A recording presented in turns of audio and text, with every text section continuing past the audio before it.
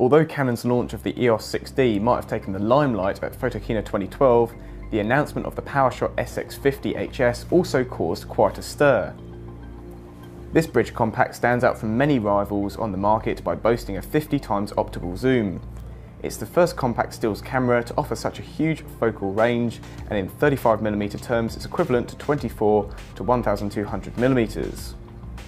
On the barrel of the lens there are obvious focal length indications, and the zoom lever that surrounds the shutter button offers reasonable control. The maximum aperture at the wide end is f3.5, closing to f6.5 at the long end of the zoom. Canon's optical image stabilizer technology is also featured, and it allows you to shoot 4.5 stops slower than would otherwise be possible, and there's also the option to switch it off altogether. Lens aside, the SX50 features a back illuminated CMOS sensor offering a 12.1 megapixel resolution.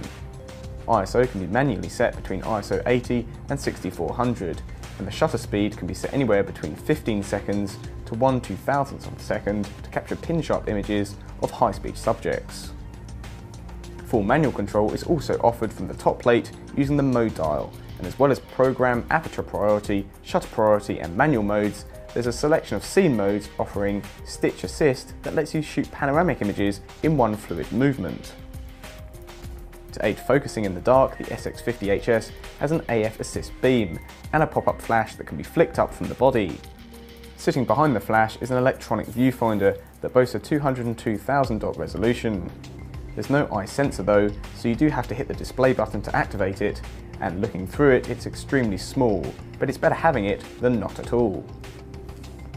The screen is the vari-angle type and measures 2.8 inches from corner to corner and has a 461,000 dot resolution. First impressions of it are good, it's sharp and it seems to display faithful colours. The way it swings out, up and down will be particularly useful for macro work or when you need to hold it up high above the crowds. Often overlooked on a bridge compact is the ability to shoot in the RAW format. This is not the case however on the SX50HS, and you're given both RAW and JPEG image formats to choose from, or you can shoot both simultaneously. AF point selection is fairly quick, just hit this button before using the D-pad. You can't move the AF point to the far corners of the frame, but you can set its size using the display button.